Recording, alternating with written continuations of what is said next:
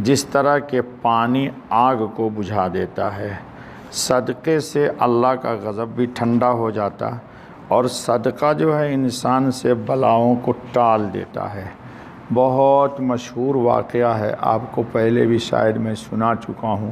کہ عیسیٰ علیہ السلام کے زمانے میں ایک کفن چور تھا جو رات میں مردوں کو قبر سے کھود کر کے کفن نکال لیتا اور مردے کو چوراہے پہ جا کے ننگا ڈال دیتا، خواہ وہ مردہ مرد ہو یا عورت ہو۔ پورے علاقے کے لوگ تنگ آ گئے، اور دنیا میں نظام یہ ہے کہ اس طرح کے جو لوگ ہوتے ہیں اس سے ہمیشہ شرفاء احتیاط کرتے، چونکہ شریف لوگوں کو اپنی عزت کی بنی رہتی ہے، ایسے لوگوں سے منہ کم لگاتے، لیکن تنگ سبھی لوگ تھے۔ لوگوں نے عیسیٰ علیہ السلام سے کہا کہ آپ اللہ کے روح ہیں، کلمہ ہیں، آپ اللہ تعالیٰ سے التجا اور دعا کیجئے کہ اللہ اس سے نجات دے دے۔ تو عیسیٰ علیہ السلام نے دعا فرمایا، اللہ تعالیٰ نے عیسیٰ علیہ السلام کی دعا قبول کر لی۔ مثال کے طور پر اللہ تعالیٰ نے بتایا کہ بدھ کے روز، آنے والے بدھ کو سے پہلے اس کی موت ہو جائے گی اور دنیا کی جان چھوٹ جائے گی اس کفن چور سے۔ کفن چور کو عربی میں بولتے ہیں نباش۔ لوگ خوشیاں منانے لگے کہ چلو 2 دن 4 دن کی بات ہے، پھر مصیبت تو ٹل جائے گی۔ اتفاق سے جس دن کی بشارت دی عیسیٰ علیہ السلام نے، اسی روز کسی معزز گھرانے کی کسی بچی کا، بڑی حسین جمیل خوبصورت کا انتقال ہو گیا۔ لوگوں نے دفن کر دیا معمول کے مطابق۔ اب یہ کفن چور اس بچی کا کفن چوری کرنے کے لیے، چونکہ کفن چاہے غریب کا ہو امیر کا ہو، کفن تو کفن ہی ہے، لیکن پیسہ والے لوگ بیچارے سوچتے ذرا قیمتی کفن دیا جائے، اور غریب بیچارے تھوڑا معمولی دے دیتے، حالانکہ کفن تو کفن ہی ہے جی، امیر کا ہو تو چاہے غریب کا ہو تو۔ حضرت عمر رضی اللہ تعالیٰ عنہ نے وصیت کی تھی اپنے بیٹے کو کہ مجھے موٹا جھوٹا کفن دینا،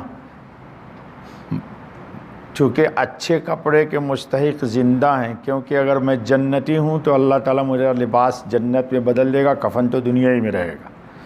خیر، تو وہ کفن چور گھر سے نکلا کفن چوری کرنے کے لیے۔ اس کے زنبیل میں، کشکول میں، وہ جو گداگر بھکاری کے تھیلا ہوتا، اس تھیلے میں 2 روٹی تھی۔ تو راستے میں وہ آ رہا ہے اور ایک سائل راستے میں جا رہا ہے، تو سائل کی اور کفن چور کی ملاقات ہو گئی راستے میں۔ تو سائل نے کہا بھائی مجھے اس کو نہیں معلوم یہ کون ہے، بڑی بھوک لگی ہوئی ہے، اگر تمہارے پاس کچھ ہو تو مجھے کھلاؤ۔ تو کفن چور نے سوچا 2 روٹی ہے، ایک میں کھاتا ہوں، ایک اس کو دے دوں گا، تو 1 روٹی اس نے کفن چور کو دے دی جی، اور اپنا وہ مہم پہ تو نکلا ہی ہوا تھا، آ گیا۔ سائل نے روٹی لی، کھایا، پانی پی اور چلتا بنا۔ یہ کفن چور اپنے مہم پہ چلتا بنا، آیا قبرستان میں، اور اسی امیر ترین گھرانے کی جو بچی انتقال کر گئی تھی اس کے قبر کو کھودا، اس کا کفن نکالا اور ٹانگ پکڑ کے بیچ چوراہے پہ رکھایا۔ اس کا معمول تھا کہ روزانہ کفن لوگ دیتے، روزانہ وہ رات میں نکال کے چوری کرتا اور دن میں اپنا برگر گڑبڑ کھاتا جی۔ اب لوگ صبح میں منتظر ہیں کہ وہ تو آج رات میں عذاب آئے گا، ہلاک ہو گیا ہوگا، تو ہلاک کیا ہو جاتا، لے کر لوگوں نے تو گھوم رہا ہے، اور کفن بھی چوری کیے ہوا ہے، وہ تو بچی خاتون روڈ قبر سے باہر پڑی ہوئی ہے۔ لوگوں کو بڑی حیرانی ہوئی۔ لوگ عیسیٰ علیہ السلام کے پاس آئے کہ اللہ کے نبی عیسیٰ روح اللہ، آپ نے کہا تھا کہ آج کے دن تو یہ ہلاک ہو جائے گا فجر سے پہلے پہلے، یہ تو گھوم رہا ہے ادھر مستی سے جی، برگر کھا رہا ہے، گڑبڑ کر رہا ہے جی۔ تو ہر لوگوں کو بھی بڑی حیرانی ہوئی کہ یہ کیا ہوا۔ تو عیسیٰ علیہ السلام نے رب العزت سے التجا کی کہ یا اللہ یہ معمہ مجھے سمجھ میں نہیں آیا کہ آج تو اس کو ہلاک ہونا تھا اور یہ آج یہ گھوم پھر رہا ادھر ادھر،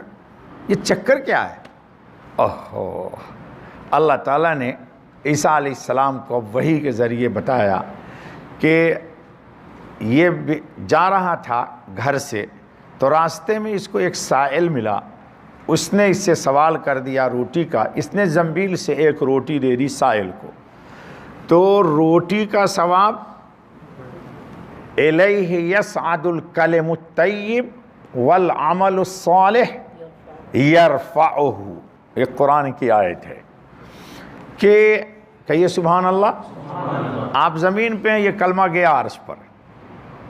یہ کلم الطیب، والعمل الصالح، جیسے ابھی نماز تراویح پڑھی آپ نے، یہ بھی کہاں یرفع، یہ اوپر چلی گئی،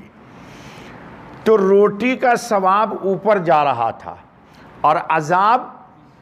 نیچے آ رہا تھا، ان دونوں کا ٹکراؤ ہو گیا،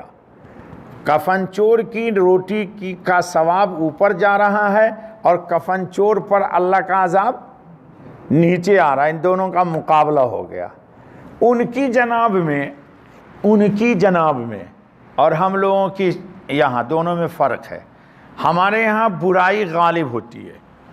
اس آدمی میں 50 خوبی ہے، آپ خوبیاں نہیں لیں گے، خامی ایک ہے اسی کو لیں گے، ارے ٹھیک ہے یہ سب تعریف تو اس میں یہ بھی خامی ہے، یہ انسان کی کمی ہے کہ خوبیاں نہیں لیتا، کیا لیتا ہے؟ لوگوں کی خامیاں غلاظتوں کو ادھر رکھتا ہے، جی کچرا پھینک دیتا ہے گھر کا کہاں؟ بلدیہ کے ڈرام میں، اور لوگوں کا کچرا ادھر رکھتا ہے، یہ رکھنے کی جگہ ہے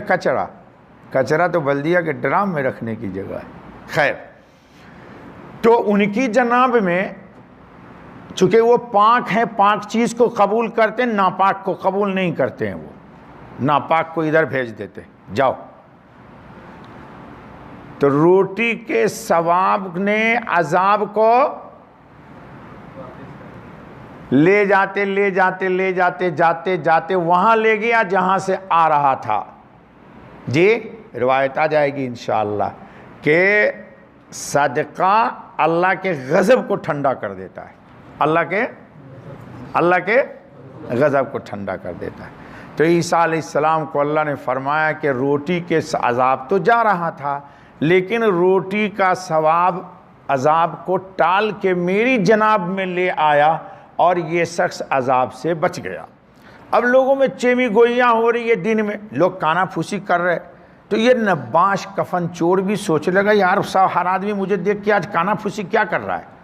تو کسی نے کہہ دیا تم کو ایک بات معلوم ہے؟ کہا کیا؟ تو تمہارے لیے اس طرح کی کہانی ہوئی تھی، عیسیٰ علیہ السلام نے یہ بشارت دی تھی اور آج تم پر اللہ کا عذاب آنے والا تھا اور عذاب آ بھی رہا تھا اور تم نے راستے میں فقیر کو روٹی دی؟ اس نے کہا ہاں یار دی میں نے ایک روٹی۔ کہا روٹی کا ثواب تیرے عذاب کو ٹال گیا۔